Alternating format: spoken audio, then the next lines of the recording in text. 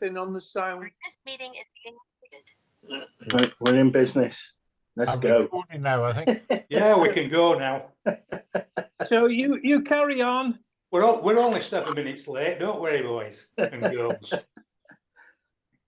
All right, okay. Well, Thursdays aren't very good for me for meetings. I have a mate that I unfortunately had a stroke a couple of years ago, quite a severe one. Anyway, he managed to survive, but he buys he has his own wholesale butchers, and we go buying cattle up in Darlington, which is about 2 hours away. So I've got like an hour on the M62, which was like a car park this afternoon. So I'm stressed up, having been sat there, because there's nothing stresses me up than being stuck in a traffic jam. No. Yeah. There could only have been one thing worse. The wife could have been with me. Mind you, I could take my stress out there and go to. Drink some Right, light whiskey, man. This has been recorded, by the way, Melvyn. I've just got a glass of No, beer well done, mate. Well done. to wind myself down. That's it. Anyway. Good evening, gentlemen. Malcolm Milner joining. Ah, right, Malcolm. Well done. I hope your transition on you was better than ours. But anyway, right. Also, Okay, today what we're going to do is that I'm not going to tie flies that you usually see me tie. I'm going to tie a mayfly nymph. Right. I tied one last year for you. It was me. The one that I tied last year was the one that did best for me in Ireland in 2023. And I'm going to do you one today, which did me really well this time. I had another £10 wild Irish fish on this fly. Yeah, we've seen it, Melvyn. Beautiful. Fishing with Kevin Sheridan. Funnily enough, the nymph that did extremely well last year was a load of rubbish this year. And I can't think for the reason why, because this is just a simpler version. But anyway, everybody else was straight lining nymphs on sink tips and floating lines. I wasn't. I was washing lining them, and I was making sure I was dragging weed, and all the fish took me on the bottom. Okay, so anyway, this one was it. It's an unweighted nymph, and it's quite an easy tie. Right, we'll get on with that for a start. And we'll go on to Vice. Right, can everybody see me Vice? Yeah. Right, I've just banged everything, so everything will be out of focus, no doubt. Is it in focus with you guys? Yeah. Are you sure? No, just Clear touch it, enough. Melvyn. No, just sharpen it up a bit, Melvyn. Well, There?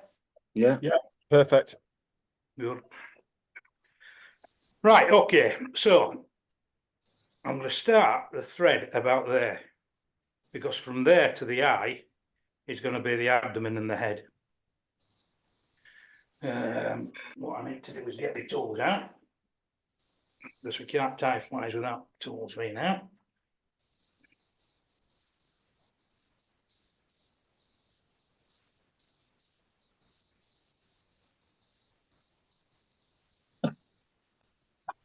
Right, I'm going to put the rib in, and the rib is Semperfli's Mirage tinsel in medium. So I'm coming down.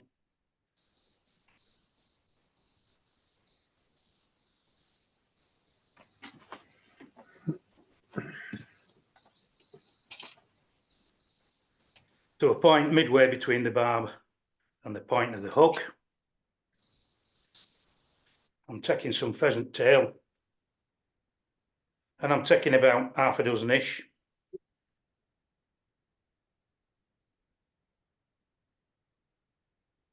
And it's not a Yorkshire half a dozen. There's more than that. And we want to be about the length of the body for the length of the tail. It's quite a long tail in this one. What size hook, Melvyn? Oh, this is a size 8, B800 long shank. Oh, it's a B800. It's a long shank hook, and I'm tying in some of this stuff. Dirty bug yarn in mottled golden olive. And what I've done is I've taken the length off, and I've actually split it. So it's a dual core one, and I've taken one core out. So what I'm going to do now is I'm just going to tie this in as well. And then I'm going to come down the hook.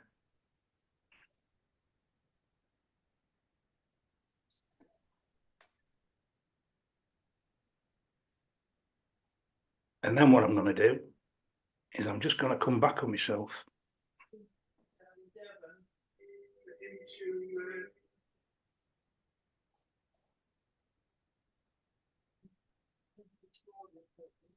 And then I'm going to come back up again.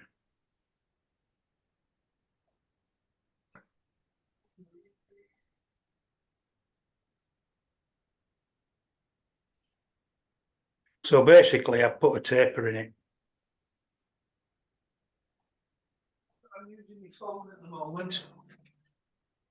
Somebody needs to mute themselves.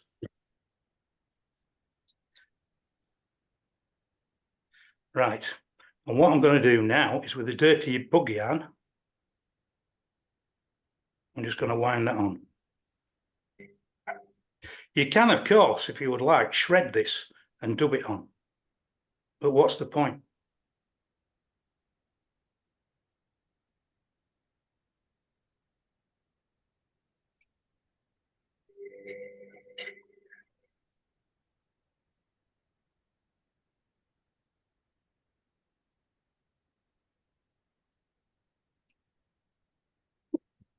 Any questions as I'm going along, please feel free to ask.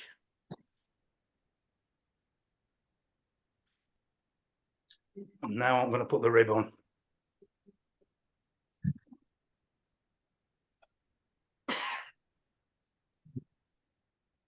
Ah.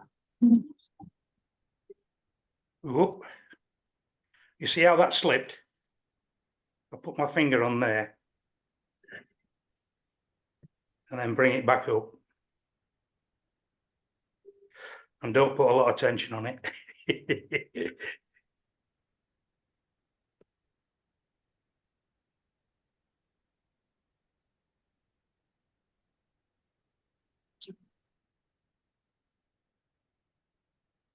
It should stay there. Okay, pull that tail right, Melvyn.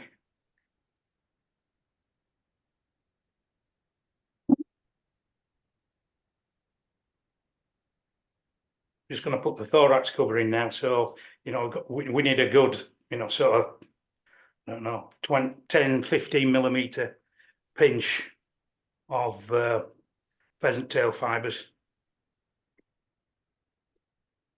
I'm just going to cut the nasty bits off the end.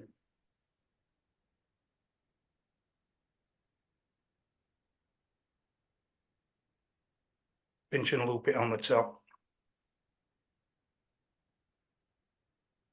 We're just going to make sure that is on the top. And it is.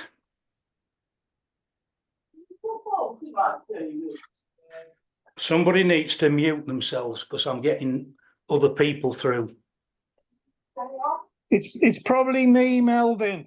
All right. On my phone, I don't mute it in case it cuts everything off. Right.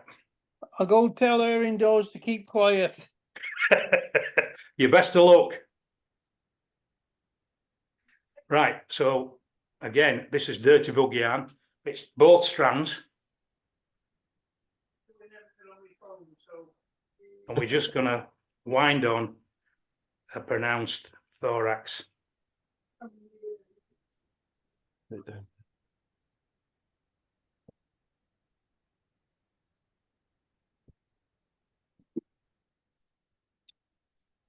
She's not impressed. Oh dear. Just pull those over.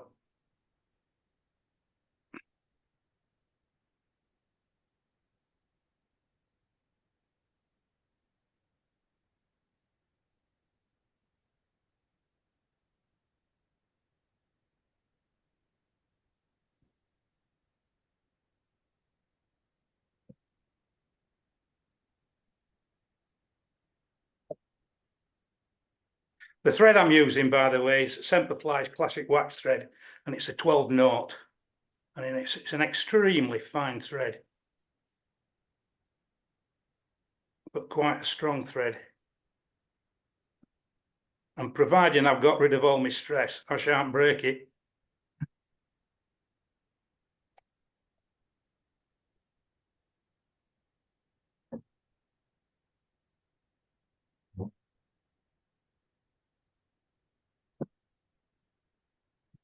And that's it.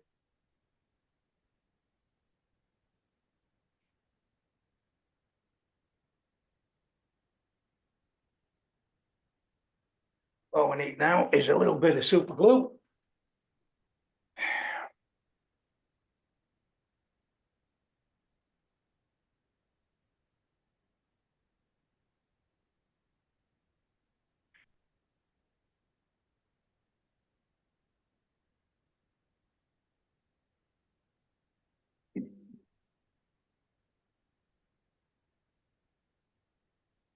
And that's the nymph tied.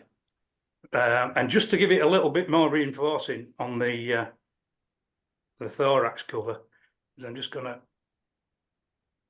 wipe it over with a bit of super glue, and that'll keep that intact. And that was it. I had four fish one day on that fly, a 10 pounder, a 7 pounder, a 4 pounder, and a 2 pounder. Melvyn, Yeah. do you find, I don't use super glue very often, but do you find, I've heard people talk of it going white when wet? That's the stuff I use. Yeah. It's not the brush one. I have no issues with that going white. Oh, right, fair enough. I have no issues with it. Other people may have, I don't. Okay.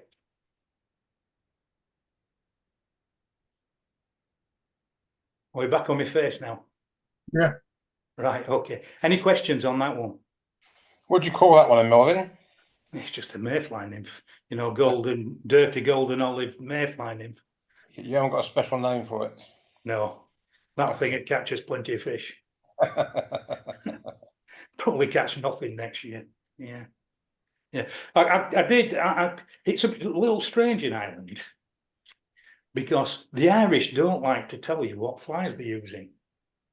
You know, you will say to these, oh, what you're catching the fish on? Oh, this and that and the other, and you know, a Thomas Banksy and Tam O'Shanter, and but they won't describe it or they won't show you one.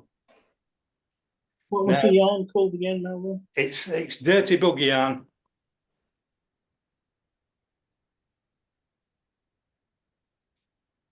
Just hang on a minute. I've got my screen out. Who's it supplied by, Melvyn? You can't. It's Semperfly's dirty bug yarn in mottled golden olive. Thank you. Right. Okay. And they don't like telling you what they're using. Now that's alien to me because I'll tell anybody anything. It's like I'm telling the whole world now. I don't know. You know, it doesn't bother me. You know, if I can help somebody catch a fish and have a good day, I'm all for it.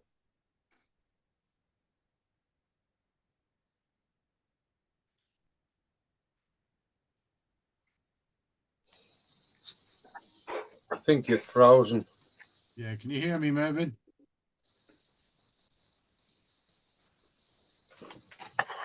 Compared with the smile on his face. Yeah. It's just broke wind.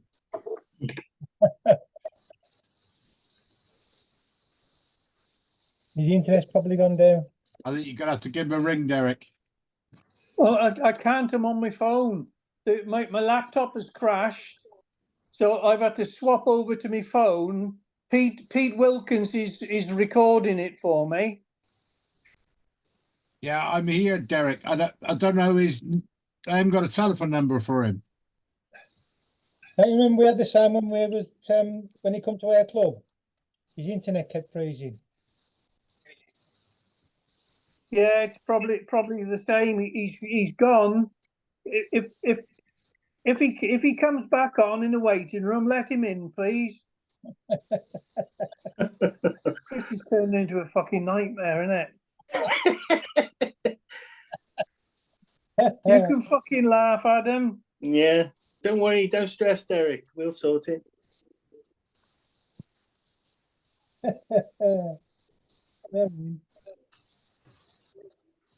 Hi everybody, are we back?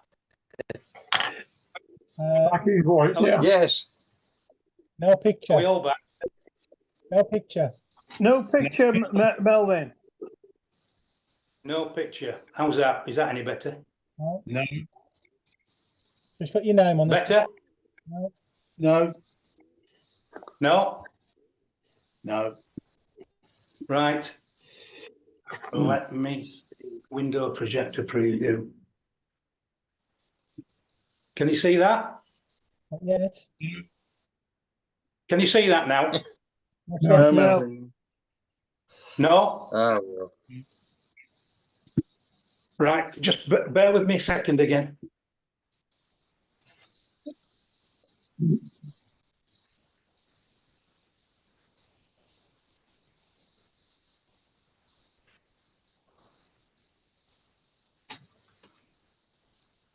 How's that?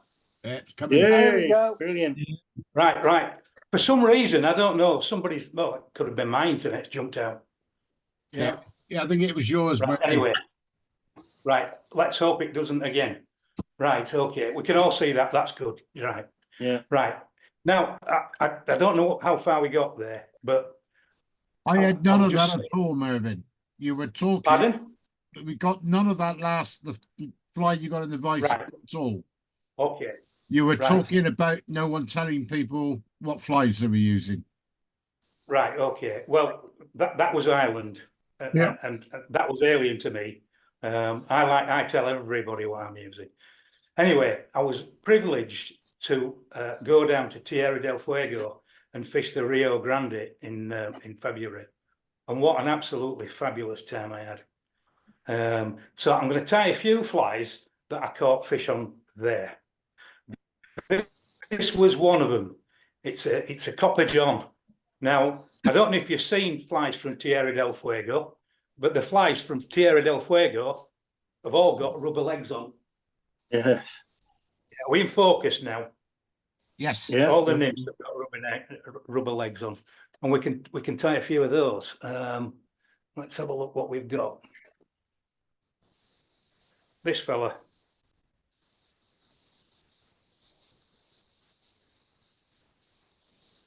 That did really well. A Montana nymph with rubber legs on. The lad that caught the most fish on the trip, we're catching him on that fella. Dead drifting him. Okay. So I won't tell you who it was for fear of embarrassing him, but he caught a lot during the day fishing that fly. Just dead drifting the nymphs. Right, okay, so I'm gonna tie this one for you now. Having get this lot clear. We're on the sea trout then, Melvyn. Yeah, Yeah. I had fish over 20 pounds. Wow. Few at 15, one over 20. I'll just put me back onto face. It was quite funny. I'm quite famous for my cap. I don't know most of you will have seen me if you've seen photographs of me. It's usually with a cap covering me bald head. And I've got lots of flies in it. Just because I'm so lazy, I put them in my hat to dry off, but I never put them back in fly boxes. Anyway, the fishing guides on the first day said to me, "You tied all these flies?" I said, "Yeah." He said, and I showed him my fly boxes as well. And he said, "Oh, I would love to own flies like these. These are, these are lovely." I said, "Well, I'm just a fly terrier, And he said, I said, "I'll tell you what." I said, "You get me a 20-pound fish and I'll give you those flies." So he's staggered back. So, well, we went down to the river. The first sea trout I caught smashed my record. It was a 9-pound sea trout, and my biggest sea trout until then were about 6 1/4. And smashed my record. And then the next thing I hooked into were a bloody monster. And it jumps, and this is during the day. It's not at night. This is during the day. No, it wasn't. It was at night. Sorry. And it jumped straight out of the water, right? And he's going 20-pound fish, 20-pound fish. So anyway, we managed. My flies are mine, 20-pound fish. Anyway, we get it in the net, and there's this bloody huge fish in this net. And he said, "My flies," and I said, "We better weigh it." So it was in a McLean's net, and guess what it was? 19.5. No.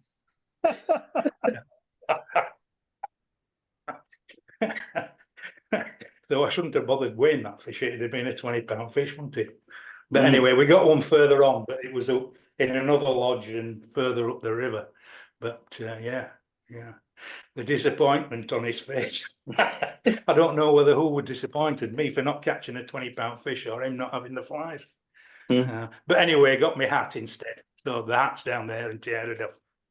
Where go. Okay, right. So we're going to tie this. It's a Copper John variant. Right. So we'll go back on vice. Size hook, Melvyn? Pardon? Size hook? Can we all see it? Yeah. Looks like a 10. Can we see it? What size hook, Melvyn? Can you all? Sorry, can you all see that? I've not gone off again, have I? No, that's right. okay. Right, I can tell you, that's on a 10, this is on a 12. What would you like to see it on? 10. That's a 12. All right, you want to see it on a 10? Okay.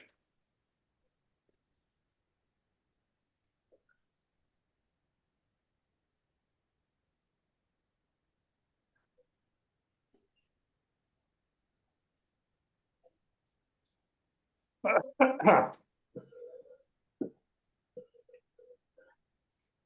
thought you the lads would like to have seen it on a 12, so the hook I've got out there for a 12. But hey, That'll do. here we go. That'll do. Yeah, 12 will do. Or 14. Right, that's actually a 10. Okay, right.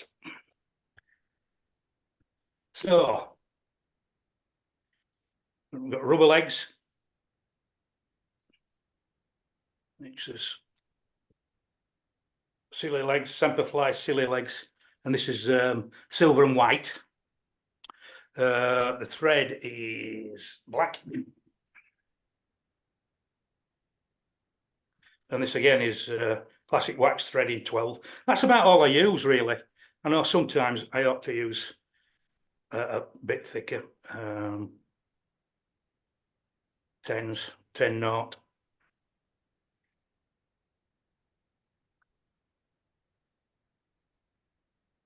I'll just remember now what time it is.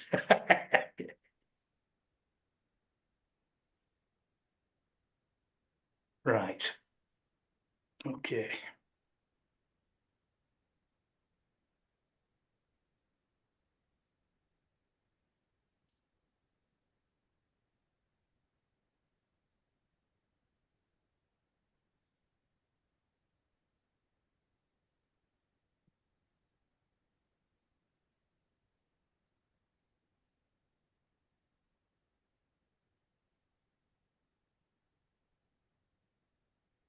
I'm just tying the legs in at the back.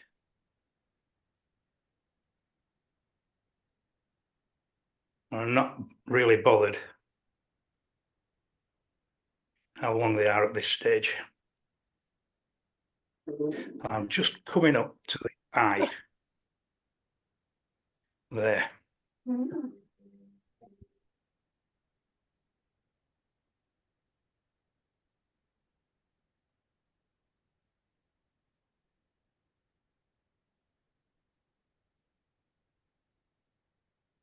Now we want a bit of copper wire now, which we haven't got. Yeah.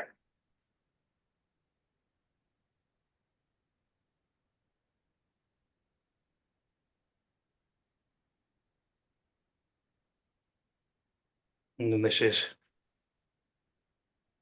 0.2 millimeter copper wire, Semperflies copper wire.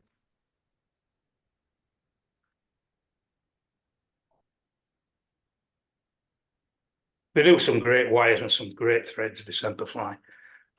I mean, the spooling's absolutely superb. So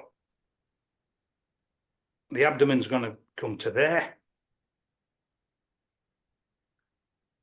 Tying this copper wire in. And really, with the copper wire, we should have had a neater body than that. So I'm going to come back up a lot neater.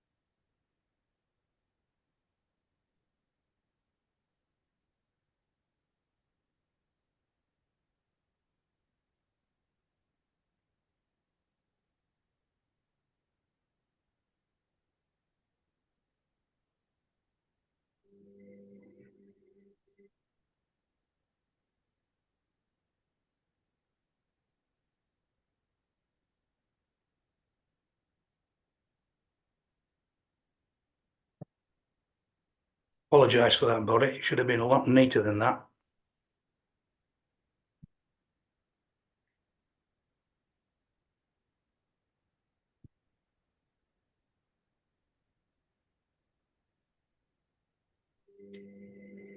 Right. Now the thorax cover is Semperflies Mirage, and this is large. Just tying that in on top, making sure it's on top. It is now.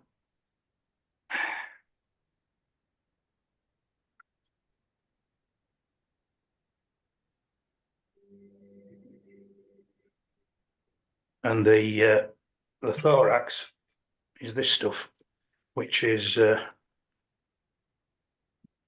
synthetic peacock herl, and it looks wonderful.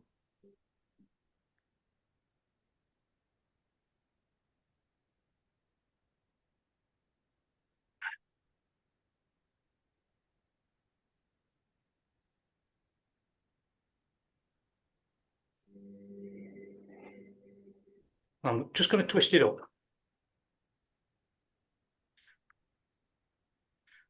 Just lick my fingers and just twisted it.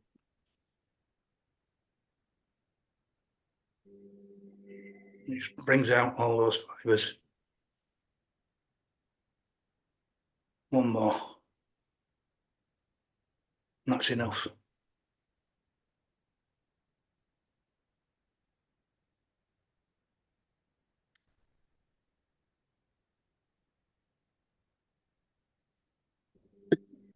Being careful not to cut your legs off.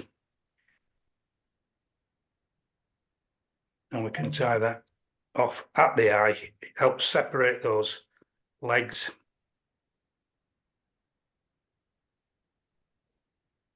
Bring those legs back. And I can come back over the top and just put a few wraps.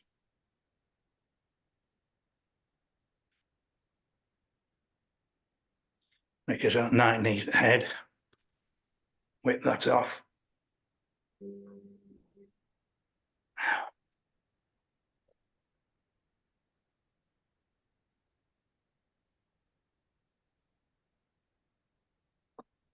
Lift these.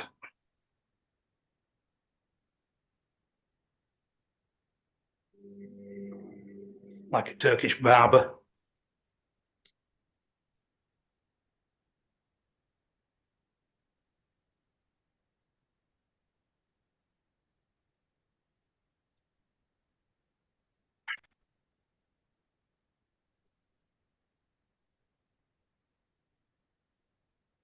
Bit of super glue. The chappie was asking me about the super glue. Get some of this, tie some buzzers, Yeah. drop them in the water, leave them for an hour or 3. Let's have a look at the bottle again, please, Melvyn. It's Loctite. Precision. Right, got it. And it's not the one with the brush, it's the one with the dabber. Right, okay, thank you. You're welcome. And that's the Copper John. And that caught me a few fish.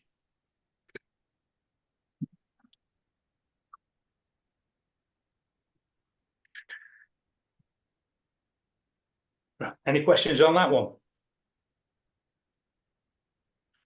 Thing about Copper Johns, which I didn't do then, which I should have done really, was should have tied it in at the head and then pulled it quite tight and then wrapped it up in relatively touching turns.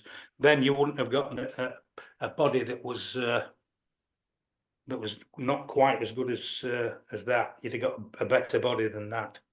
Okay, but that would have still caught your fish. No doubt about that. But that did okay. The Montana did better. Do you want me to tie the Montana? Yeah. Is that with silly legs as well? I said the Montana did better. Do you want me to tie you that one?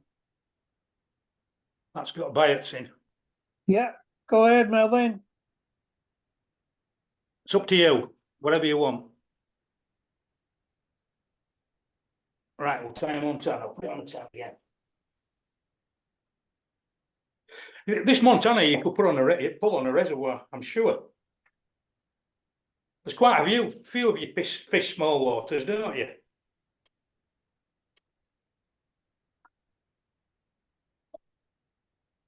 There's quite a few of you fish small waters, so this should be okay pulling or twiddling on a reservoir or a small still water. I think everybody's on mute, so that's why they're not answering.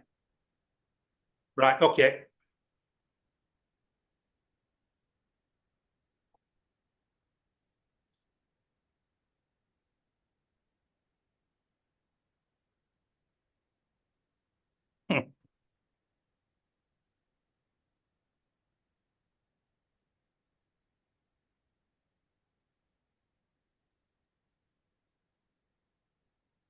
No bites.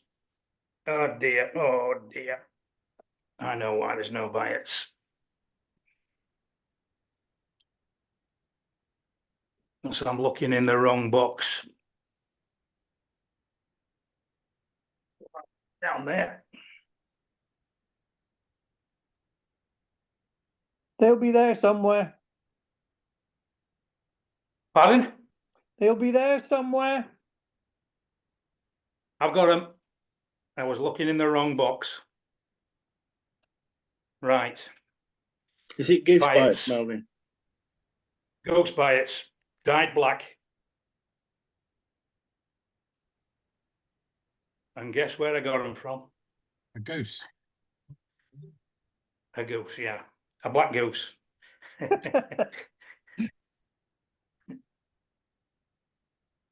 No, the semper flies, they do a range of them in all different colours. Fluorescents, the lot. Great for cheeks.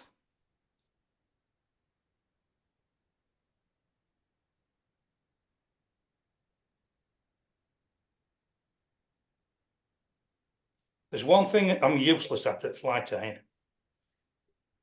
It's getting things leveled up in my fingers. Because I've no feelings in the end of my fingers. Anyway, that's my excuse. Right, okay. So, coming down the hook shank. And I can come a little bit further with this one. I can come to where the barb is.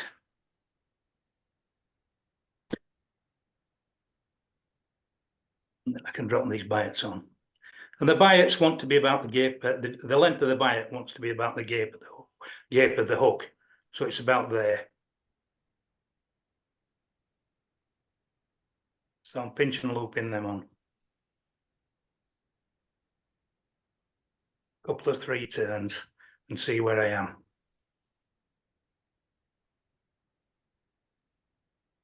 And I can come back down to where I need to be. There I am.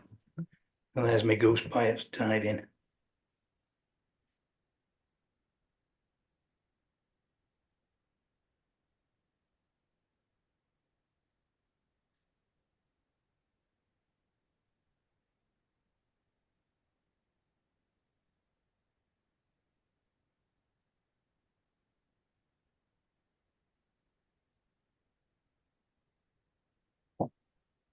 Right, I can get rid of these.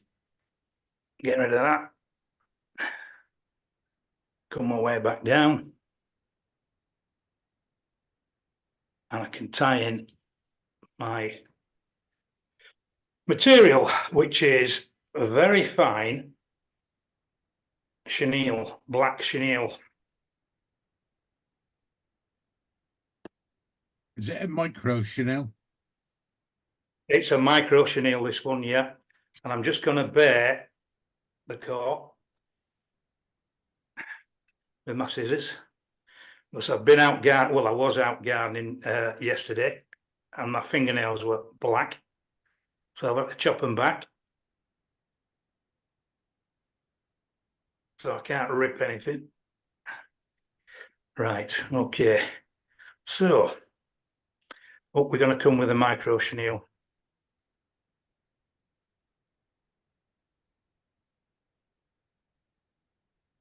And that's the body done.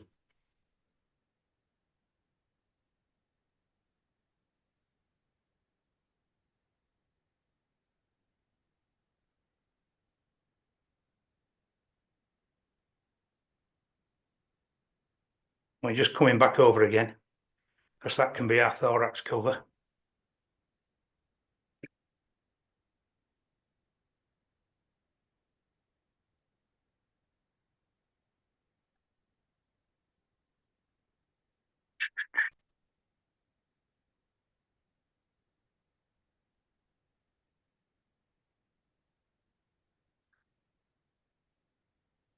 And this is our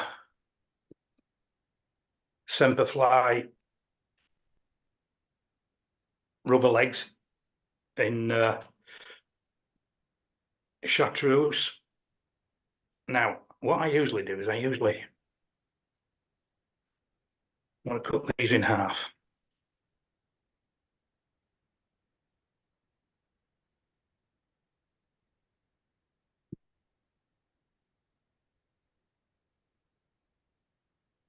Put one in one side. What I generally like to do is pull the vice, the hook parallel to me.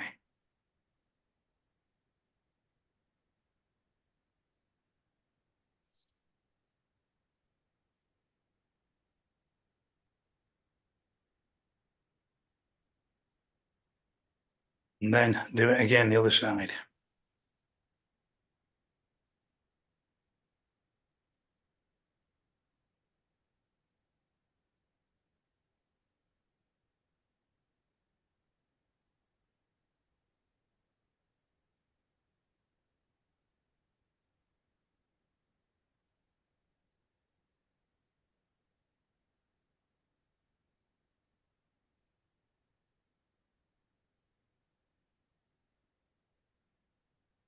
And this is some fluorescent yellow chenille. It's not micro chenille, it's just a fine chenille.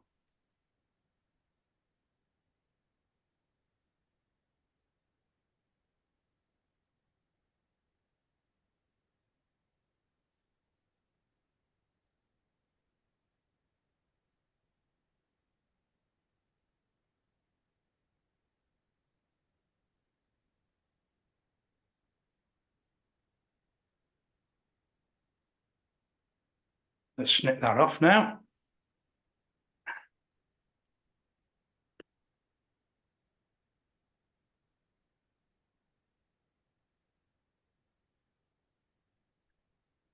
Bring the thorax cover over.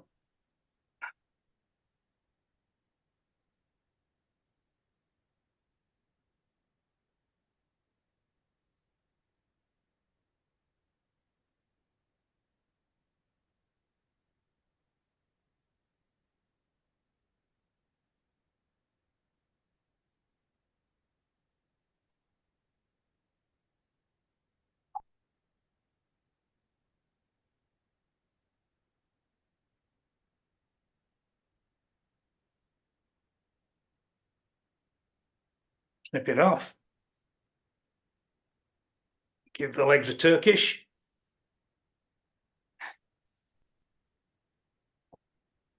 Okay, so Montana with rubber legs.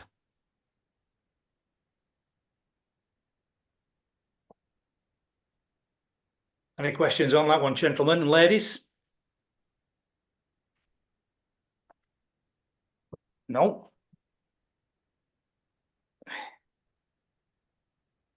Right. That, of all the nymphs I took down, that one did the best. Not just for me either, you know, other guys caught fish on it.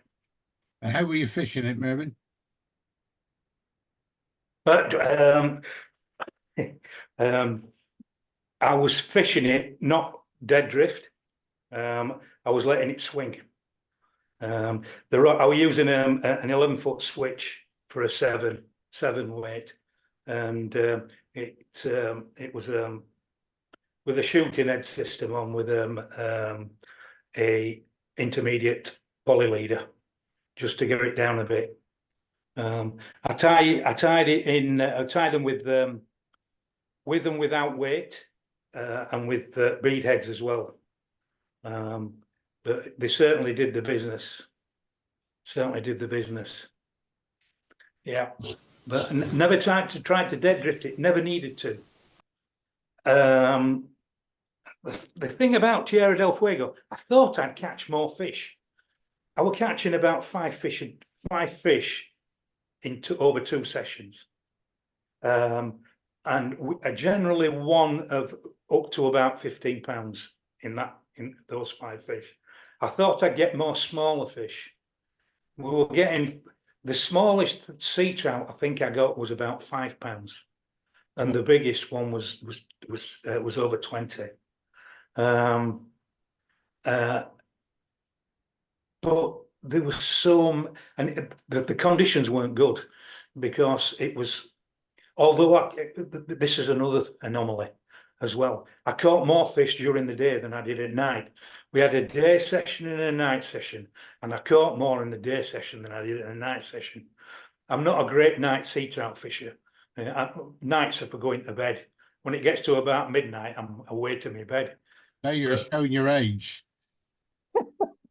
Yeah, I always was. You know, even as a youngster sea trout fishing, I wanted to go. You know, I wanted to be asleep.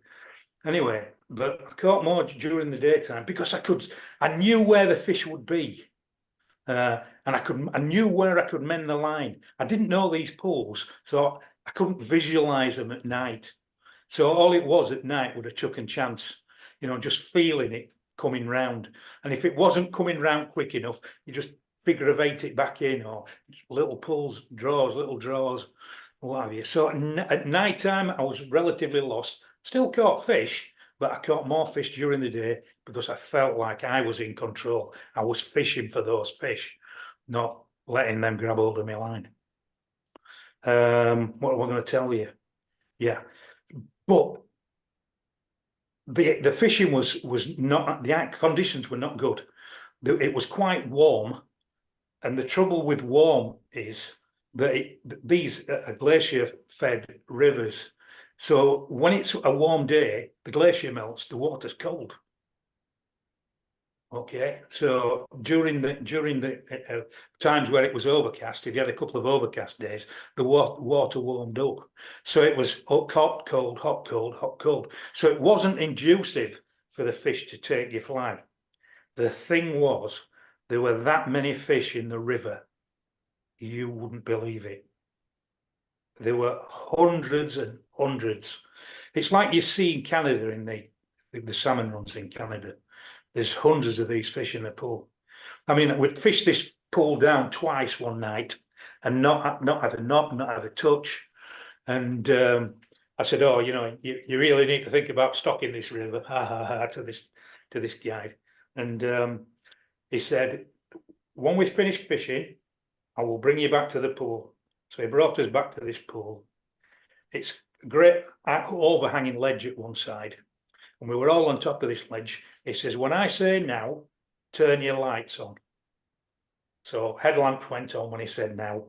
You would not have believed how many fish were in that river. How we didn't foul hook them, I do not know. But there was that many fish in the river. You'd be walking across the river to get to a pool during darkness, and they'd be flying. You could see them running up the shallows, running, 10, 20 running up the shallows, up and away. Yeah, I felt really privileged to be there. Yes, I would go back in a heartbeat. Right, so that's that one. Sorry, Melvyn, just a quick one. Have you tried those flies back over here with any success? This is what I want to do. Is it Peter? Yeah. Who's talking? Pete? Pete Hiley.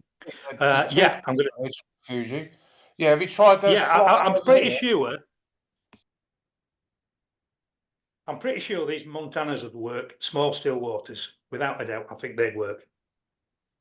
I think the squirmy would work. Well, they do work. The one that the guy was fishing that caught the most fish, he was fishing these dead drift, but he had a weight on, and he was fishing a bung method. So he's throwing them upstream over pots, over deep impressions, and the fish were grabbing them, and he did catch a lot of fish on that. So I've tied some up. For my nymphing, I wouldn't want to bounce these along the bottom. What I intend to do, don't know if you can see this. Where's the camera on here? Here somewhere. What I intend to do with that is just fish it on a team of 3 on a river with a weighted nymph on the bottom, dead drifting them. And I'm sure I would catch grayling and trout on that. This one's a different story. I don't know anybody. Our American visitors or American people will know what that is. Rick smiling. It's called crystal meth, and it's supposed to represent fish eggs coming down a river. So I have no doubt that will. In fact, really, we need to tie that one. We need to tie that one. Do you want me to tie with a bead or without a bead? Whatever suits. Don't all shout at once. Pardon? Whatever suits. With. Right, well, I'll tie it without a bead. With. All right, okay. With. I want of each. Now, that would be a bit cruel.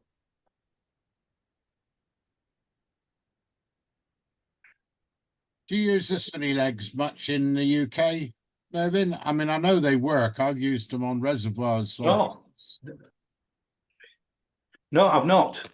Really, I don't do a great deal of rainbow trout fishing. I'm more of a lockman. I'm wild brown fishing rather than rainbow trout fishing. Let's get it on the vise.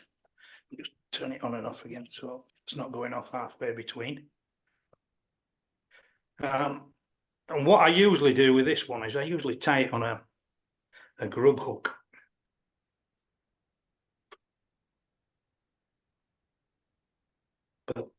no bother, it'll go on this. This is a size 8 B175, where I was tying these on.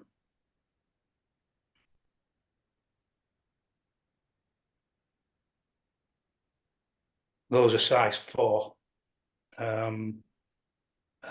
carp hooks. But we'll tie it on this B175. It'll be better for our rivers if I tied it in a smaller size. But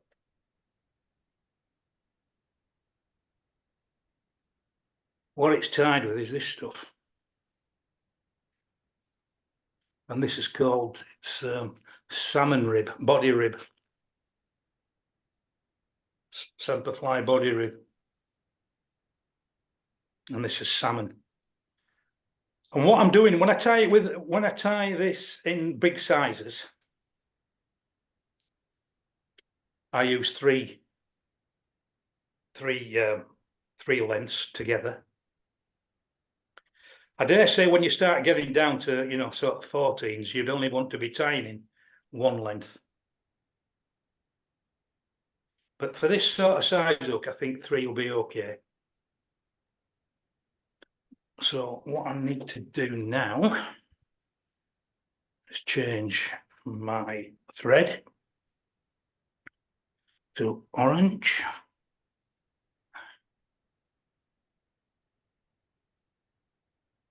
So I'm coming down the hook shank.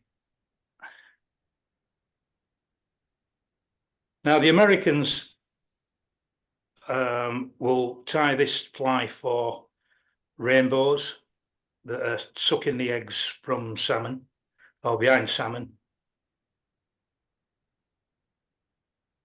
And salmon, I believe.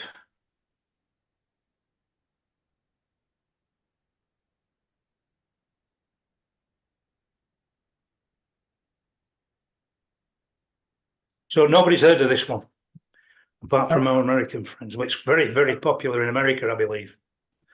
Right.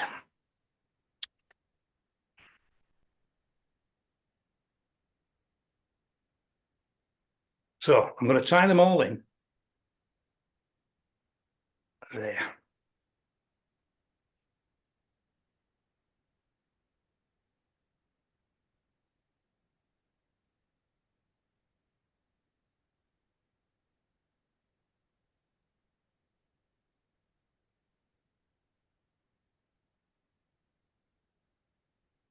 I was supposed to go to, I'll tell you this story, it's quite a sad story. I was supposed to go to Alaska 2 weeks ago. And 2 weeks today, I was in Manchester Airport, ready to get on my flight down to Heathrow to go to Alaska. And I got to the desk to check my luggage in, put my luggage on the way escalator, and everything was fine. Went through my passport and said, where's your Esther? I said, where's me what? He said, your Esther. I said, what the hell's an Esther? He said, your Esther is an electronic tagging system that you need to travel to America. I says, well, I Googled, you know, visas, etc., America, and it told me that I could spend 90 days in America without a visa. He said, you can travel to America. Sorry, you can't travel to America without an Esther. You can without a visa. So they wouldn't let me board the flight. Oh, bugger. So he then said to me, but you can get one online and you can do it quick if you go through the embassy. So get onto the embassy website.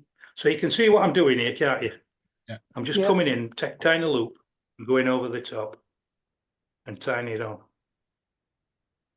So I then went on to Googled the website, got the website. The internet was so slow, it timed me out.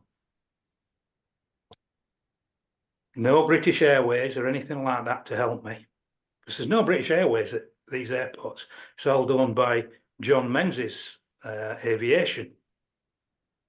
So what I'm doing is I'm coming down this hook, I'm getting these eggs or these loops, I'm tying them bigger and bigger each time I do it.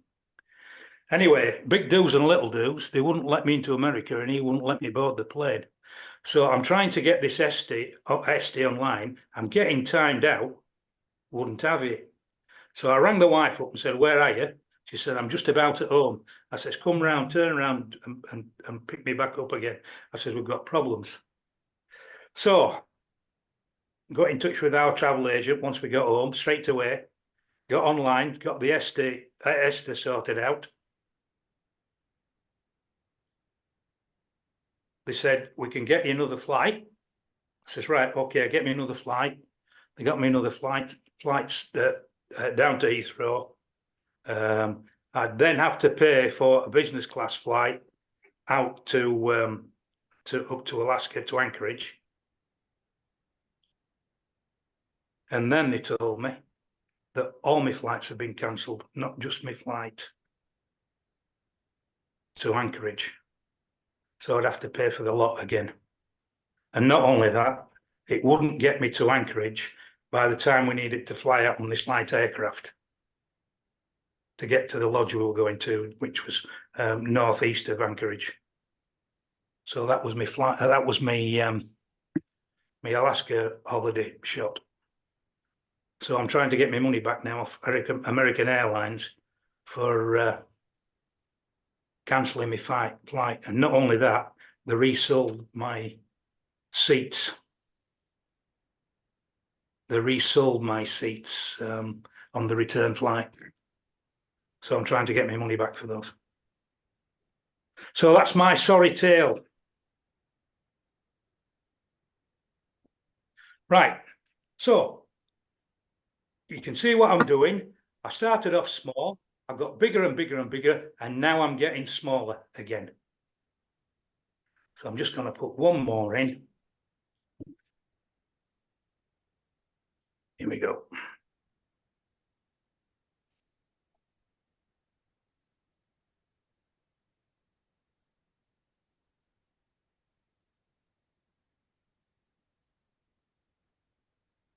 Melvyn, is that stuff that you use in follow?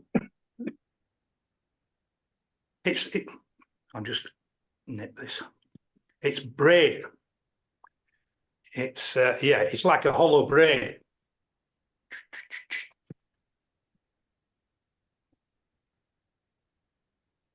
Just caught the hook point then. Right.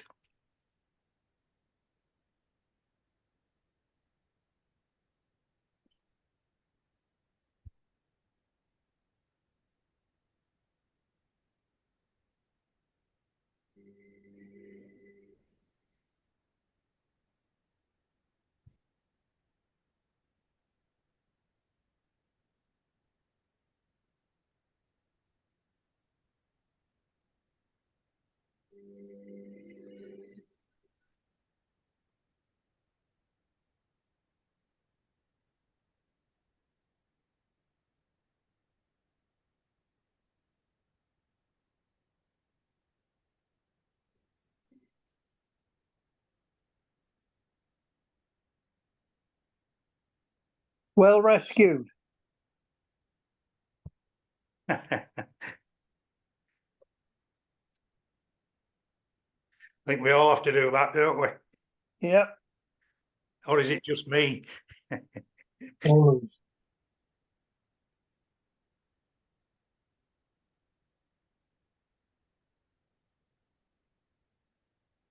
Okay. So basically that's it. Just whip finish this.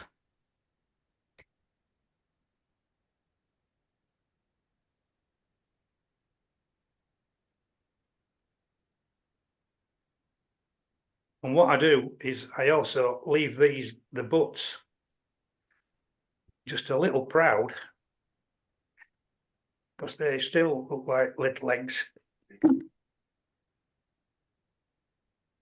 when you've cut them off.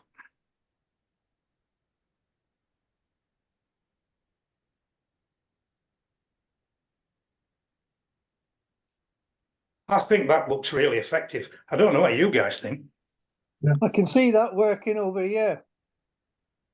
Yeah. Yep. Like I say, it's all to try for, isn't it? You know. It's definitely Let's, work on the dollies in Alaska. So what I'm going to do now is just super glue that there. But I'm pretty sure that'll work over here. You know, I think it'll work. It's February time for the grayling. You know, when the trout are spawned. Yeah. You know, partridge and orange at that time of year is dynamite for those fish. Right, okay, that's the crystal meth.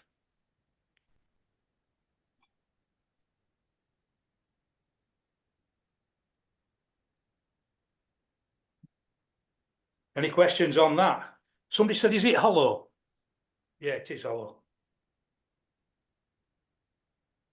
And it's a braided core. Sorry, it's braided round the core. I'll just come back onto the vise again. Can we see this? Yeah. Yeah, but the core is also disintegrating as I'm pulling it. Yeah, right.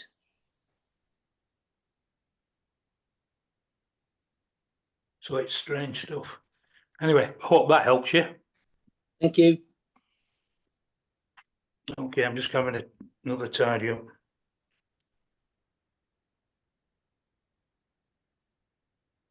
Right. Makes me sad when we think of what you were saying about the sea trout, the amount of sea trout in the pools. We used to have that in Devon until the last few years. Yeah. The dart, Yeah. dart, you thought you could walk across the backs of them to get the other side without getting wet. Well, my father had a holiday cottage up in the borders, on the Ettrick, on the River Ettrick, and talking to the farmer up there, he used to say there were times of the year where you couldn't walk across the river without walking over fish. There were that many of them, and it's just disappeared. Yeah, it's happened in Devon as well. Very sad. Yeah. We don't get a lot of sea trout around us. The Ribble's probably the nearest sea trout river. There's the Esk around Whitby area that gets a fair run of sea trout, but it's poached to death. We're getting more and more sea trout in our Calder here, but I think that's more luck than management, seeing as how it's one of the most heavily polluted rivers in the country. But we certainly see them. In fact, if we get a downpour tonight, probably Saturday, Sunday, Monday, there'll be a lot of sea trout in. Be worth fishing for them. Oh, right, okay. Now then, I'm going to try this one next. This is Gartside's soft hackle streamer, another American pattern, which I can see working over here. I'll put it in the vise. Another one I was tying for Alaska.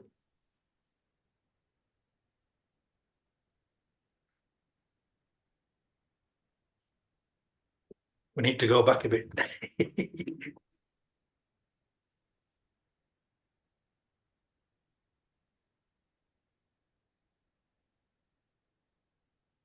We need to go way back.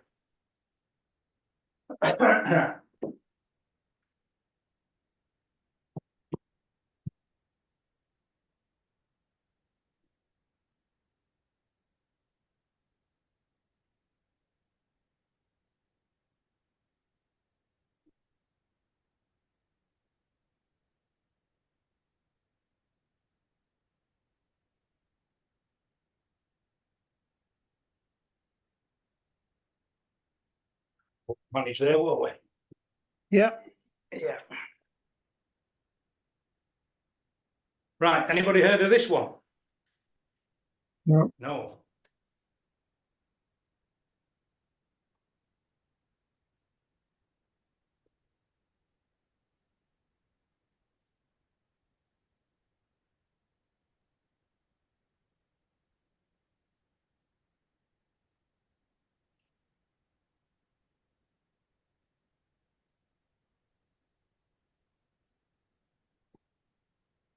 This is on a size 6 long shank hook. I think if you tied this in a smaller size, it'd work on a reservoir.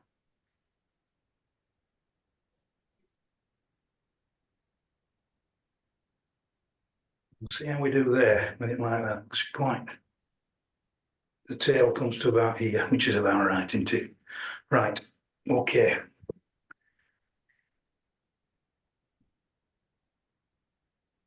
This is a white thread. Again, it's Semperfli's classic wax thread in 12 gnaw.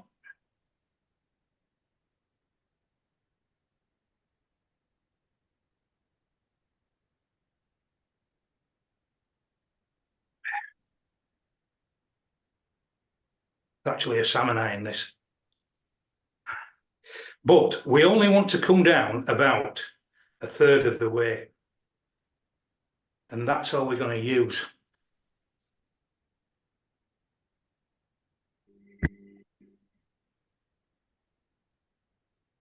Now, it's a marabou feather that we're going to use. We're not going to use all of it. This is obviously getting too thick here, so we can disregard that. All this bit up here, we're going to take it off.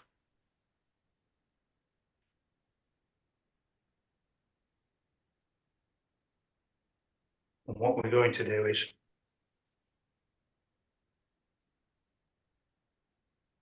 tie it in at the tip. Now, Gartside himself likes you to tie him in here, but the guy that I was talking to said he likes to tie it in the tip because he gets a fuller body at the top end with it tied in at the tip. So that's what we'll do. We'll tie it in the tip. And I've tied that in the wrong way around.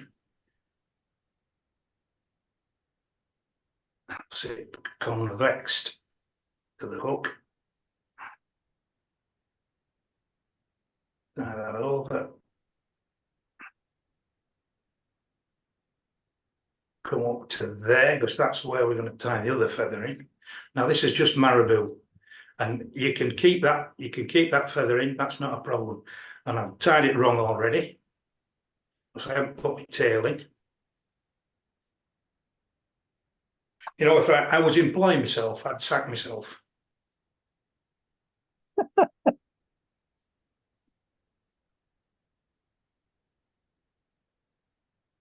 Right.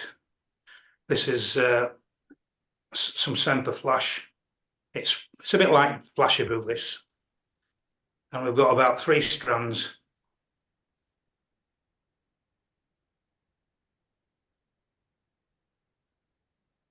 So we're going to tie those 3 strands in.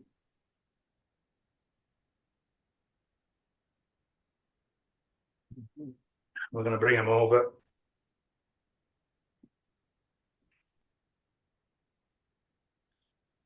We've got some Semper Flash's crystal flash. 3 strands of that.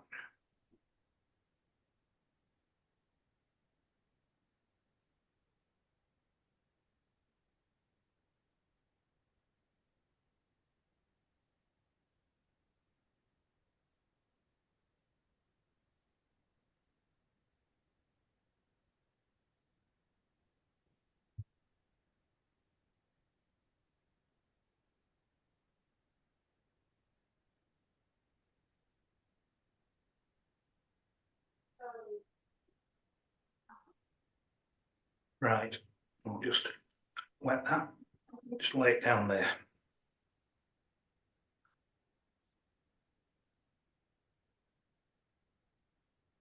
We'll tie this marabou feather back in again. I think she's gone outside with a biscuit. She can bring me a biscuit if she wants. Sorry. No problem. Right, okay, so we've got to wind this now. So I'm pulling all these fibres back.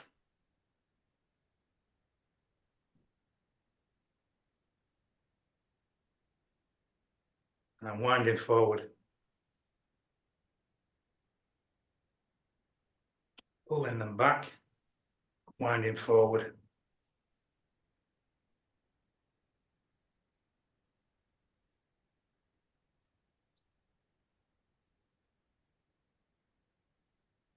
Making sure you're not winding your feathers and trapping them in, your fibres.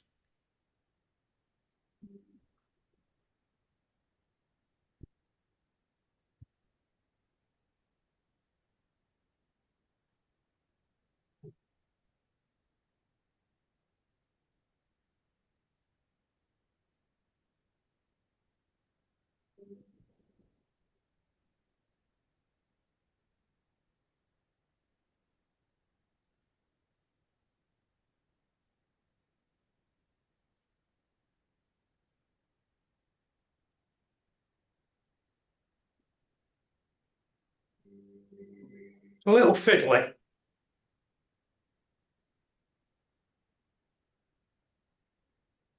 I'm just going to put that last turn in.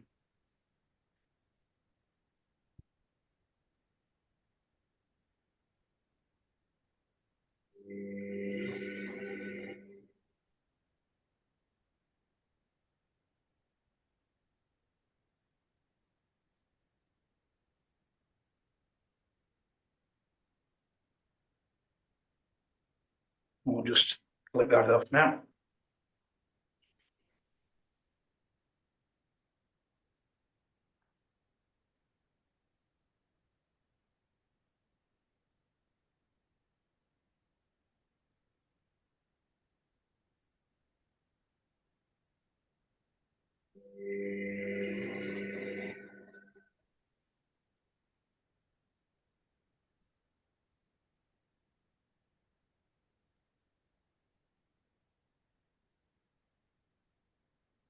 We'll clip this tail about an inch out.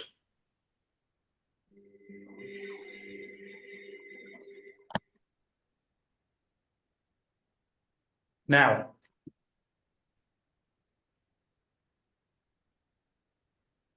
we have a mallard breast feather.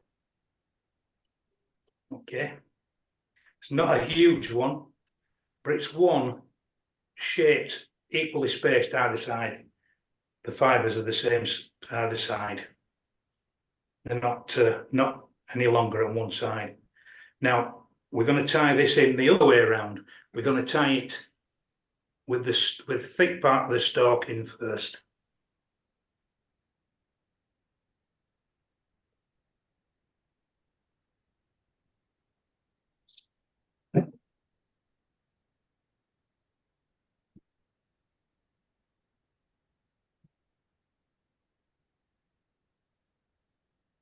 Wires.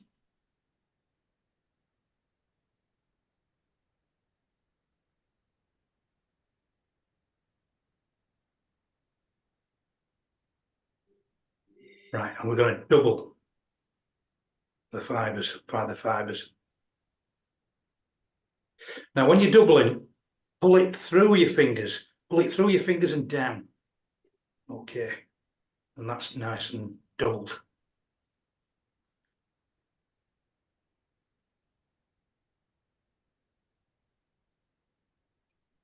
Is that microphone still picking everything up okay? Because it's rather far away from me now. Yeah, it's fine, Melvyn.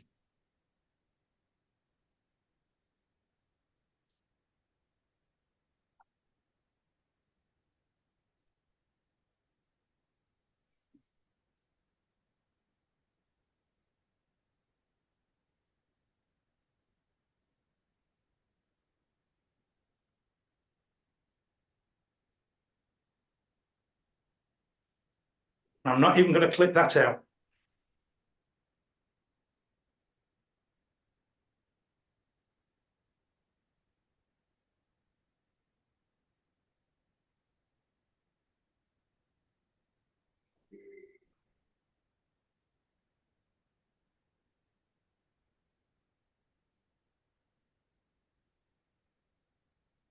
It's going to push the water, isn't it?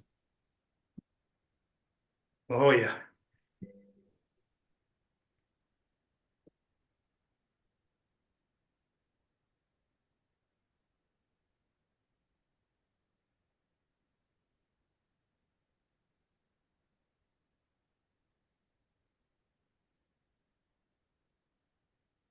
That's going to really do something. I can't see that not working.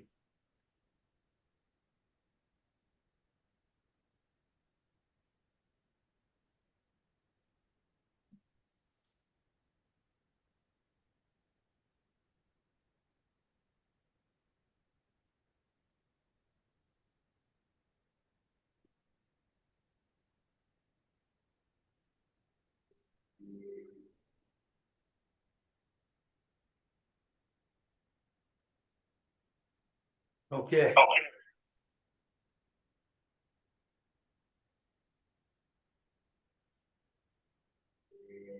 Gartside soft hackle streamer.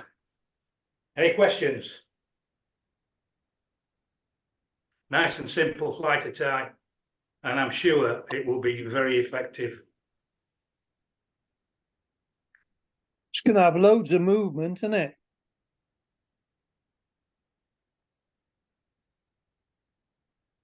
That'll work Absolutely. well as well, won't it? Yeah, I think it would. I think if you had to put a red hackle on the front, dye some of these feathers red. In fact, I've got some red ones. I use them for tying toucans. Yeah, with some red on it, and probably on a bigger hook. You see, if you look at the fly actually envelops that hook. Yeah, and you would think there'd be an awful problem hooking a fish with that, but there's nothing there to it.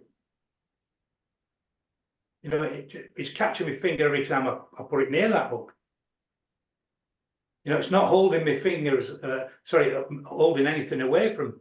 It's not holding my fingers away from it. It's actually grabbing me.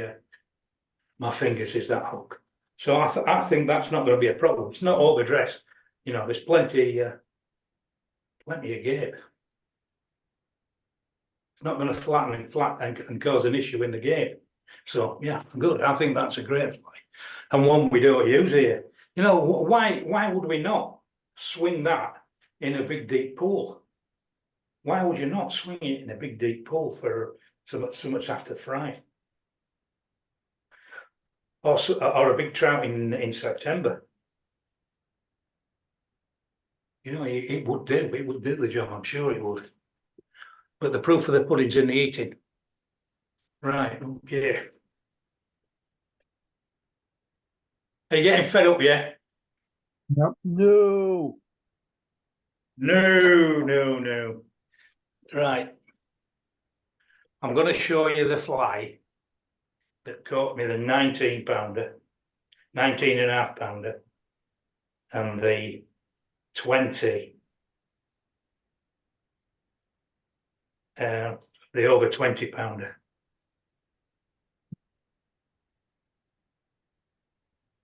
Can't see that through on device.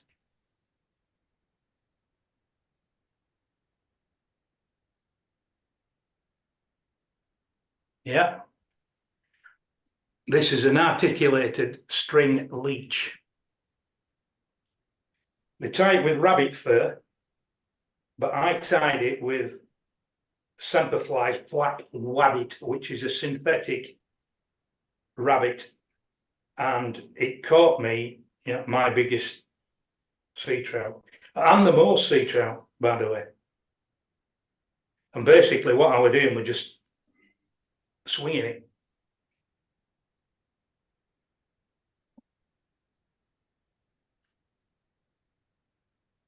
Right, okay, now it's tied on intruder shanks. Let's put that back.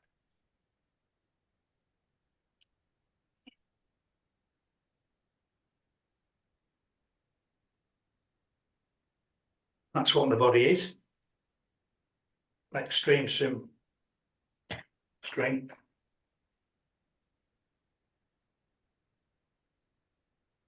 And the tail and the is made up of that. Tail and the back of the fly. Okay. Right, now then.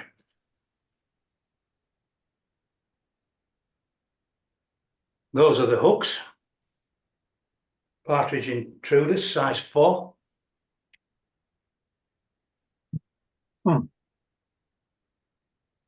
And these are the shanks. Inch, 25mm intruder shanks. But first of all, we need to attach the hook to the shank.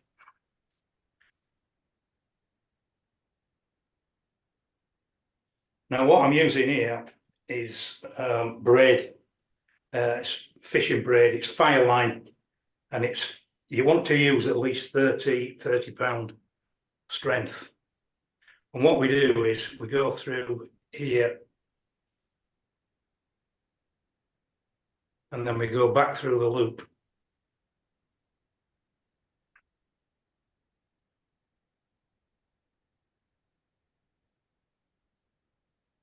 And then we take that loop around the eye.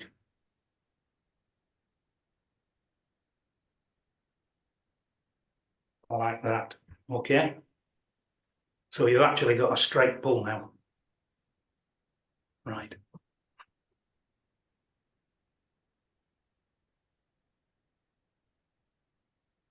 So I'm just going to take that off a second.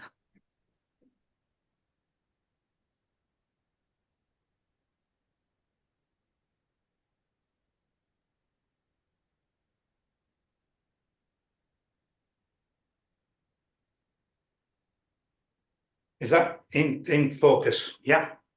Yeah. It should be that far away. Okay. Right, this is my synthetic rabbit or wabbit. Want some black tyne thread, and again I'm using Semperfli's classic wax thread.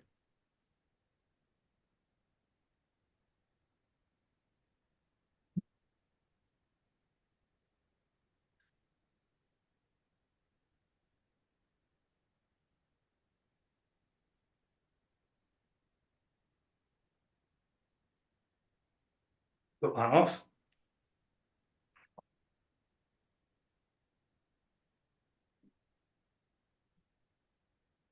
Now, because this is a shorter fibre than the rabbit, I need to have this a little longer. Usually, if I'm tying it with rabbit, it's the length of the hook I want the tail. That's the skin that's showing through. Right, so with this, it wants to be about 1¼ times the length of the hook. So it wants to be about there where I'm tying it on. So I know where I want to be. I'm just pulling those fibres back, pulling one lot one way and the other lot the other way, and then I'm going to tie it in there.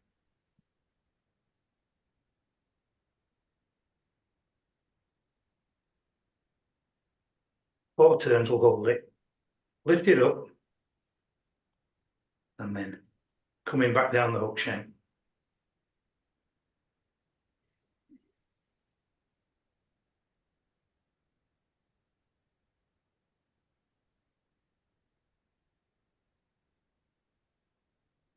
Right.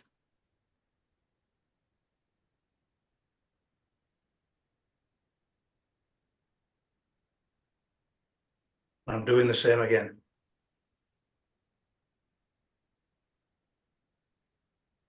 I'm just bearing a place where I can drop that thread in.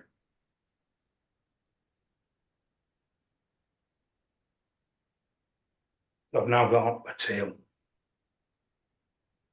And then whip finish there. If I can find a whip finish tool.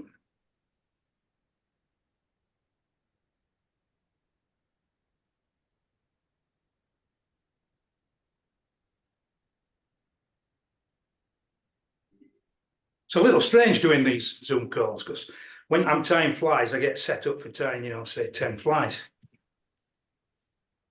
And now I've just got a desk full of materials I'm tying all these flies. Right, I'm just going to put a bit of glue. I can find nothing. I'm usually quite well organised.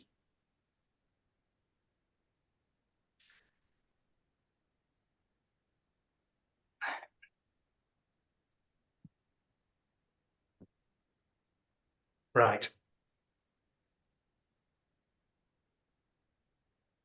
Now we can attach the braid.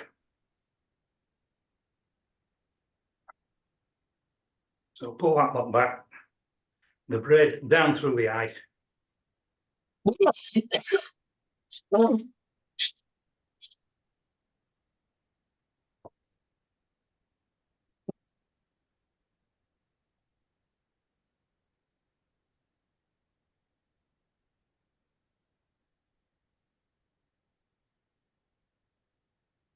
Through the loop.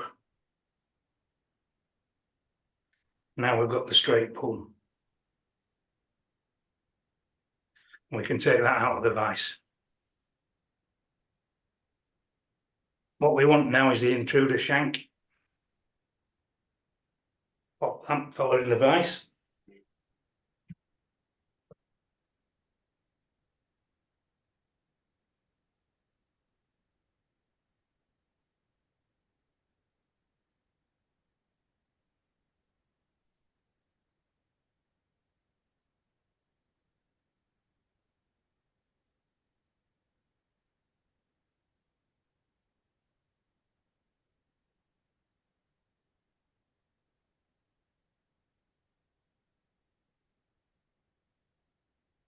Very similar to tying a snake, Melvyn.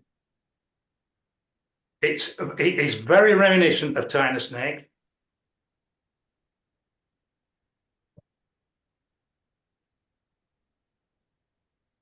You just got to watch the thread on that little bit there.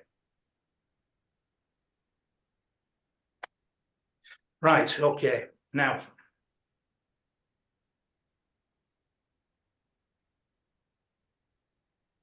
I'm wanting about 1 inch of articulation, 25 millimeters. And I want to tie that on either side. So about there, you know.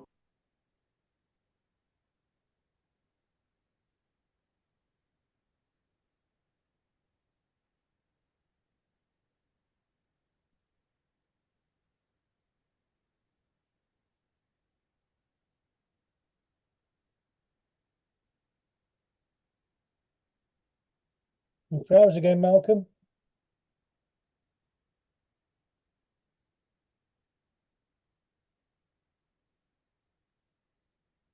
It must be Melvin's internet. Yeah, it's very slow, very jerky, isn't he? Frozen again, isn't it? Yeah.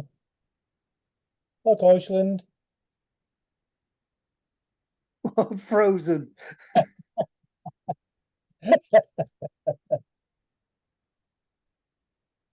Yeah, would he? He will have finished the floor by the time he realises. He'll be on the next one.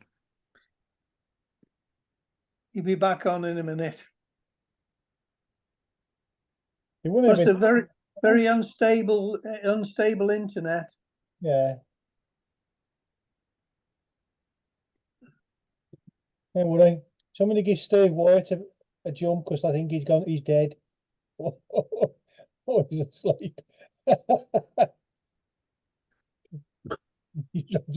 you see Steve White? He's dropped asleep.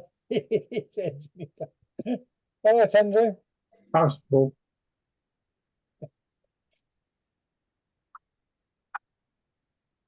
Steve, you gone to sleep? I'm awake. You're doing a session soon as well, aren't you? Who? You. Last week. Oh, I must have fallen asleep through that one.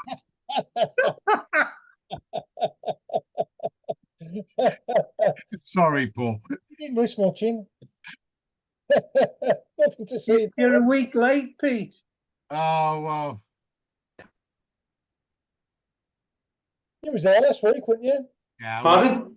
You were quite good. It was nothing spectacular. So we can tie that down there now. Change your camera, Melvyn. Pardon?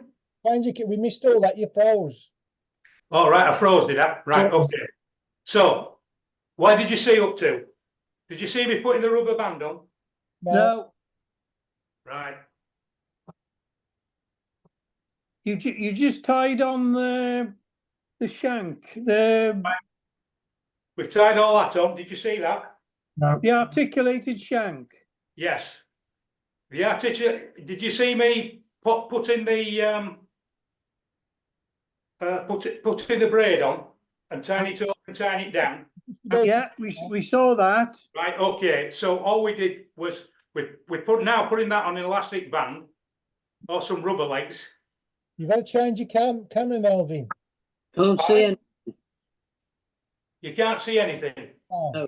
name. Right. So the internet must have gone out again. Yeah. Right. Okay.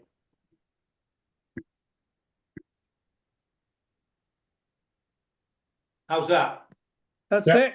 Yeah. Okay. Right. Okay. We're cooking on gas. Right. So I'm just making a space now. This is on a rubber band. Yeah. Yeah, holding it in place. Yeah. That's to hold it at the correct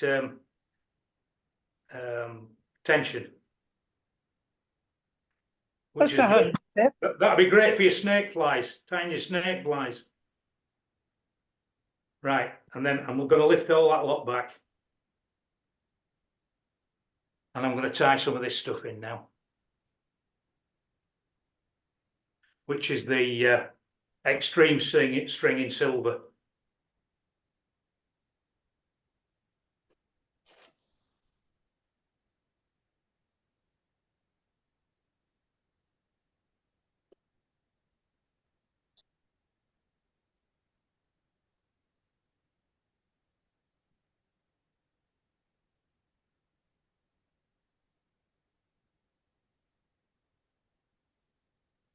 So again, it's just pulling all those fibres back.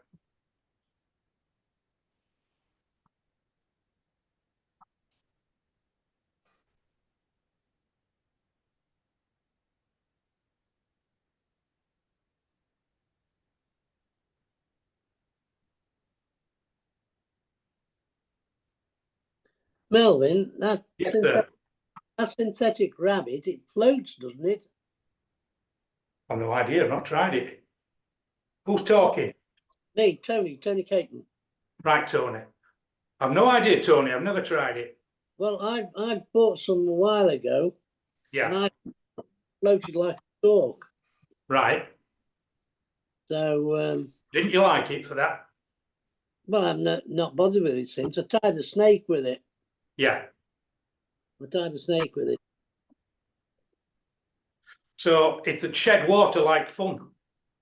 Yeah. So just put some weight on it. A snake floats until you wet it up enough. Takes a while to sink a snake if it's got no weight on until the skin's wet. Yeah.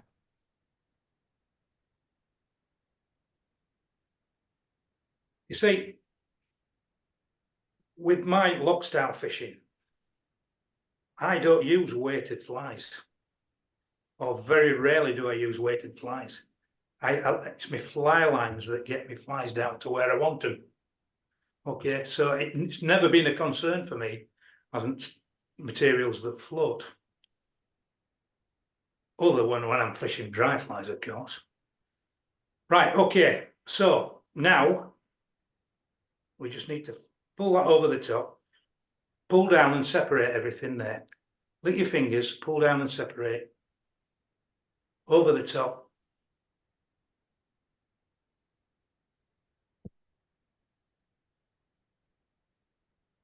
Get yourself a tying point.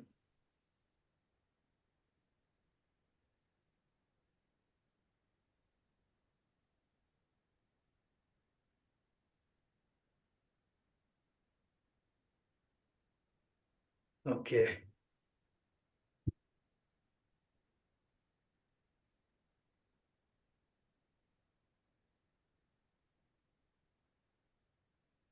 I like that little tip with the elastic band. Yeah. It's not mine, unfortunately. Yeah, but it works. Oh, it works all right. Right, there you go.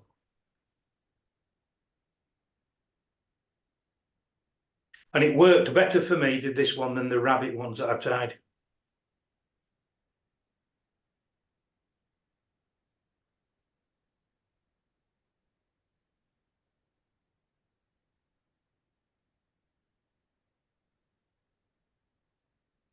And it basically is a snake fly.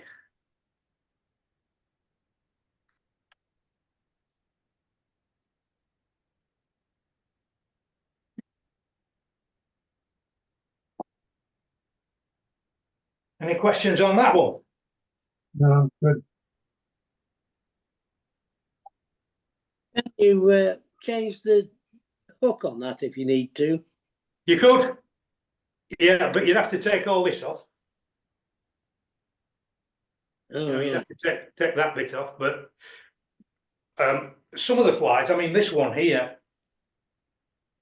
No, which one is it? Not that one. But some of them just do have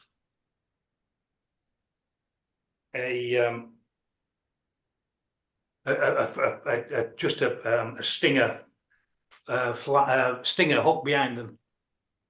But Yeah. I've got one here. Okay, right. Any questions? Anything else about that? But that was the best sea trout fly. I had about, I don't know, maybe 10 fish on it. Yeah, that was a good one as well. In chartreuse. In chartreuse, yeah. Yeah, I would never, and in the daytime too. Yeah, chartreuse in the daytime, black and silver at night. Yeah. This is very similar to this fly, although he has tied this on a salmon hook that he's just cut off. I have one.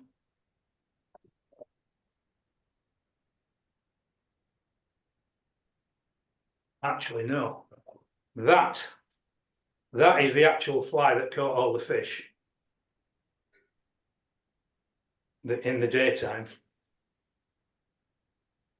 And that's the hook. I don't know if you can see that. That hook is being straightened.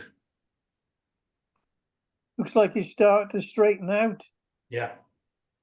That's just, I mean, that's not a little hook, that's tied on some right wire. And it's straightening out. Mind you, you'd straighten out. He had a 20-pound sea trout pulling at you. Yeah. Yeah. Okay, it just needs some varnish on the head. But yeah. And why wouldn't that work in a reservoir? You know, It probably would. try it on a smaller intruder hook. And maybe a bit smaller. But that would work. Of that, I'm sure. So that's another one we intend to try. It would have been going down to Draycott for the John Watt competition, but seeing as how Draycott now is no longer, I don't know. But that should work on a reservoir without a doubt. It should catch pike and all. Yeah. Right. Any more questions? I've got one more to tie you. Do you want me to tie this squirmy or we're going to bother? Yeah, go on. Are you sure? Yeah. I don't want that sort of reputation, you know. Yeah, but squirmies catch fish. Yeah. You're terrible men.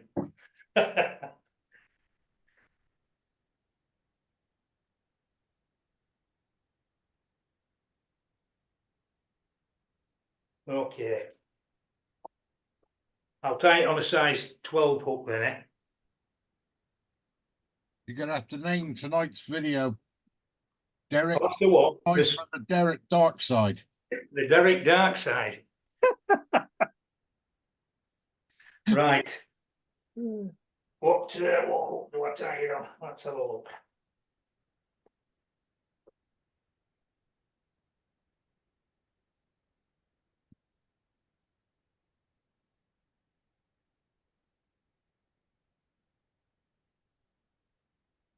Right. This is a size 12 grub hook. How about that?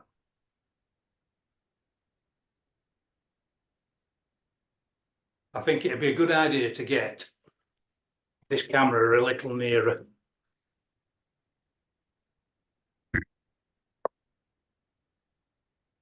Get this bench tied up a bit.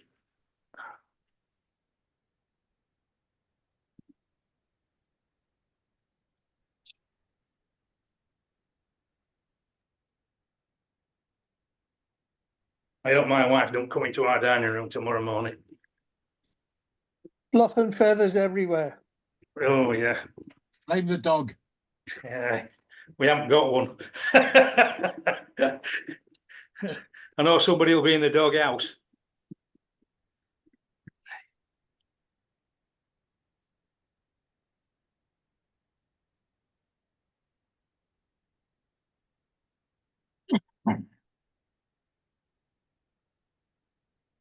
There we go. Get in there. You take it to your left, that's it. Just distance and focus, eh?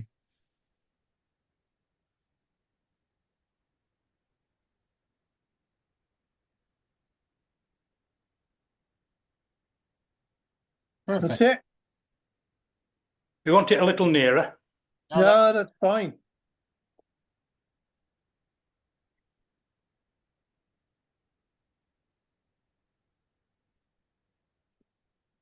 Okay. We'll lift it a tad.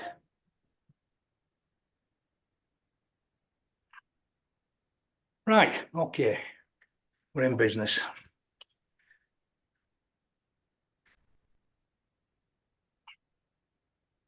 So we'll cut some of this off. This isn't semperflies. I don't think semperfly do squirmy material. This came from Lastkill. Chris Eastwood at Lastkill. So being a good Yorkshireman, I'm going to get 2 out of this. So I'm going to cut it in half. What thread are you going to use, Melvyn? Because normally thread will cut straight through squirmy. Well, I'm going to use some fine stuff, which is probably worse, isn't it? But what I'm going to do is I'm going to tie a good base layer down first. So I'm coming, this is Semperfli's classic wax. It's fluorescent orange and it's in 12 nought. So it is a very fine thread.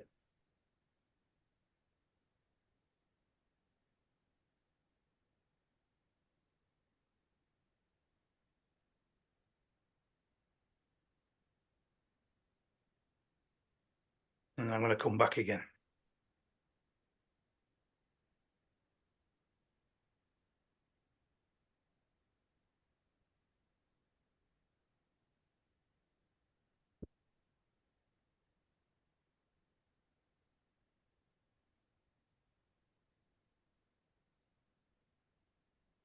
We'll give it about, I don't know, 20 millimeters.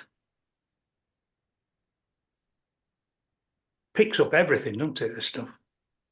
Right, now, I'm going to put 1 turn on, 2 turns on, 3 turns on. Then I'm going to come underneath and I'm going to give it 3 turns underneath. Now that holds it practically in place.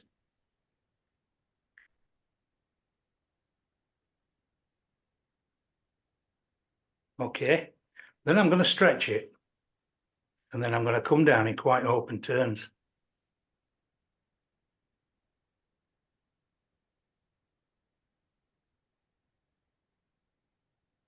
And when I've done that, I'm going to come underneath it, just a couple of turns. And then I'm going to go back over the top.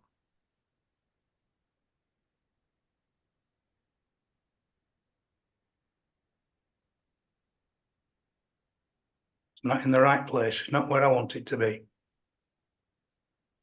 I'm just going to jiggity poker it.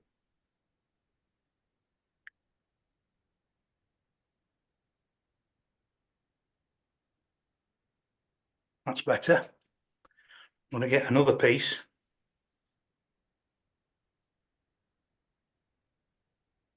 And I'm tying it on again. Put quite a few turns on there. Then I'm coming down a little way. And I'm going to lift this, put some tension on it, and I'm going to cut it off. Then I'll bring this back down.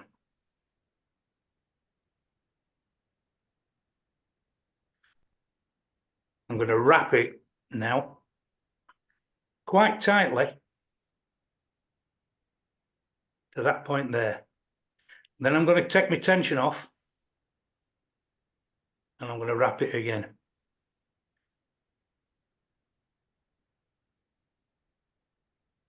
That's not under any great tension.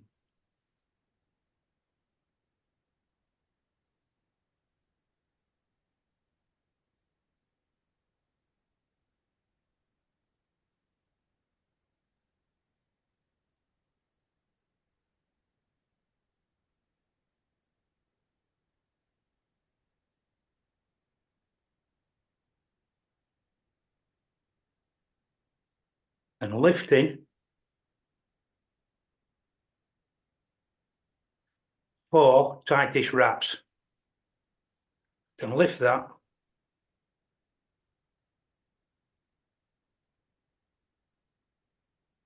Cut it off. Then all I need to do then is whip finish it.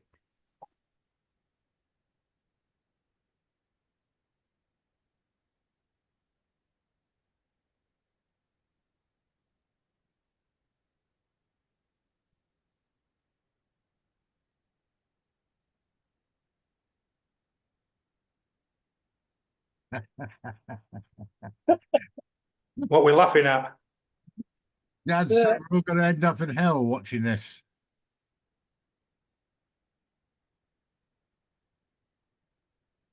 Yeah, but love them or hate them, they work. So, and I just a bit of a dab of super glue. You can actually flame these off with a lighter.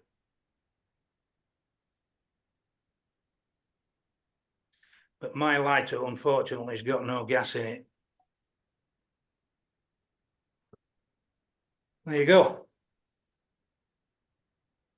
Very good. Heidi, Yeah, dear. So, is that how you tie your squirmies? I turn the how do you say it? I turn the thread anti-clockwise to get it flat. That way Right. it doesn't cut through the squirmy. Well, that didn't cut through squirmy, did it? No. That was 12 nought. Now you'd think that would cut straight through it. Anyway, there you are, gentlemen. Is there anything that you want to ask me? No, big thank you for tonight. No, it's good. Wonderful, Melvyn. Just a word. Thank you. Just a word about Tierra del Fuego. I went with Stephen Jones and Fish Travel, and they were absolutely superb. Every little detail was catered for. It was brilliant. I would go back, and it was such a lovely place to be. Fishing, I could have gone back just not for the fishing, but for the place and the wildlife. It was incredible, to see these vultures that are flying over you, to see the guanacos and the numbers of them, to see wild beavers splashing about in the pool in front of you, and the gilly shooting one. It's like fishing on the otter. Pardon? That's like fishing on the otter in Devon. We got beavers everywhere. Have you got beavers there? My God. Anyway, they blow them out of the water there with a rifle. Yeah. Yeah. So it was an amazing experience. The travel company I went with were brilliant. Would I go with them again? I'll go with them again tomorrow. It was that much of an experience. And I'm not really a sea trout fisherman, I'm a lock fisherman, but you know, lock sea trout fishing and salmon fishing is my passion. But to be on a river catching them as well, you know, that was great. I saw what do they call him? Oh, the Scotch fella, Paul Young, fishing at Maria Betty on the Rio Grande. I thought, I've got to go there one year. Got to go on there. It's about 40 grand a year on the Maria Betty. So that was way, way out of my league. So I fished higher up. I fished at Cameron Lodge and Aurelia, and they were both superb. Both superb. And the guides were fantastic. And the fishing were great. And you wouldn't believe the amount of fish that were in their rivers. They cater for idiots that can't fish. Yeah. So, yeah. All right, guys. Thank you very much. Well, Hey, thank you very much Melvyn. again for having me. Thank you. I keep saying it. It's the I don't know which time you've had all my best flies. I don't know which I'll be doing next with you guys. If I'm ever asked again, having tried a Squirmy Worm, you might not ever ask me again. Right. Okay, chaps. Thanks, Well, mate. Right. Good night. Good night. Cheers, Thank you. Melvyn. Thank you.